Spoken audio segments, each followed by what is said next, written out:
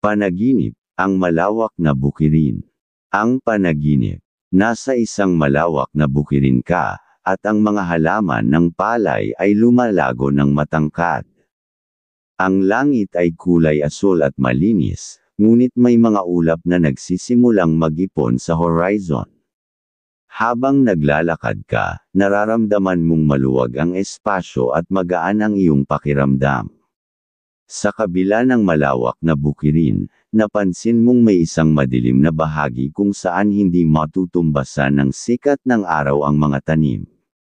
Tinutok mo ang iyong mga mata, ngunit nahirapan kang makita kung ano ang nangyayari doon. Ang pagbibigay na magiging kahulugan. Malawak na bukirin. Ang malawak na bukirin ay sumasagisag sa mga oportunidad na nakalatag sa harap mo. Maaari itong magpahiwatig na may mga pagkakataon na bukas para sa iyo, ngunit kailangan mong maging alerto sa mga hamon at responsibilidad na kasama ng mga ito. Madilim na bahagi ng bukirin. Ang madilim na bahagi ay maaaring magsimbolo ng mga aspeto ng iyong buhay na hindi mo pa natutuklasan o mga problemang hindi mo pa natutugunan. Maaaring ito rin ay nagpapakita ng takot sa hindi malalaman na hinaharap. Ang isa pang panaginip dinalaw ng kapatid sa panaginip. Panaginip.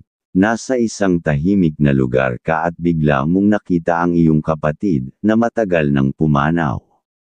Tinutulungan kanyang maglakbay sa isang madilim na kagubatan. Habang naglalakad kayo, nagsimula siyang magkwento ng mga alaalang kayo ang magkasama.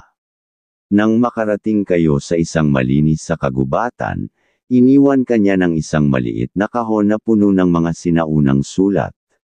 Bago siya umalis, nagbigay siya ng isang matamis na ngiti at sinabi, "Huwag kalimutan ang iyong lakas, kahit malayo ako."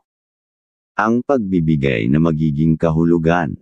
Ang kapatid sa panaginip. Ang kapatid sa panaginip ay isang simbolo ng pagkakaroon ng suporta at pagmamahal mula sa pamilya.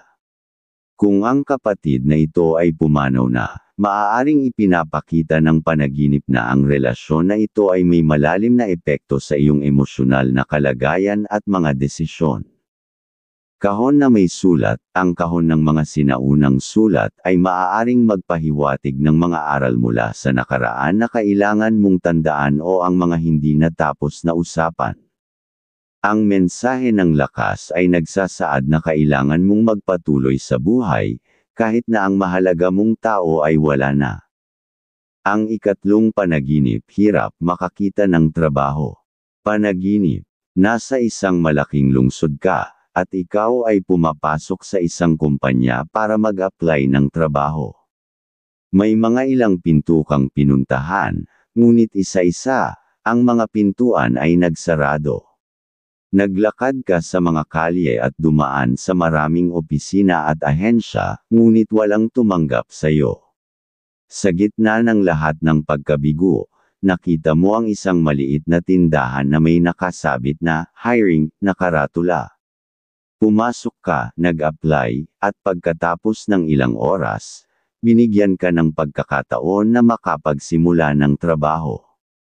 Ang pagbibigay na magiging kahulugan. Hirap makakita ng trabaho. Ang panaginip na ito ay nagpapakita ng iyong mga takot at pag-aalala tungkol sa paghahanap ng trabaho o pagkakaroon ng financial stability. Maaaring nagpapakita ito ng iyong mga frustrations o nararamdaman na nahihirapan ka sa paghahanap ng iyong lugar sa buhay o sa iyong career. Maliit na tindahan na tumanggap sa iyo. Ang maliit na tindahan ay maaaring magsimbolo ng mga hindi inaasahang oportunidad o mga pagkakataon na hindi mo agad napansin.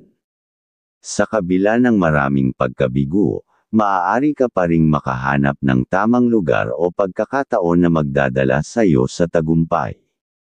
At tandaan sa kabuuan, ang bawat panaginip ay naglalaman ng mga simbolo ng mga emosyon, hamon, at oportunidad na makakatulong sa iyong personal na pag-unlad. Ang mga aral na hatid ng mga ito ay nagsisilbing gabay upang magpatuloy sa pagharap sa mga pagsubok sa buhay.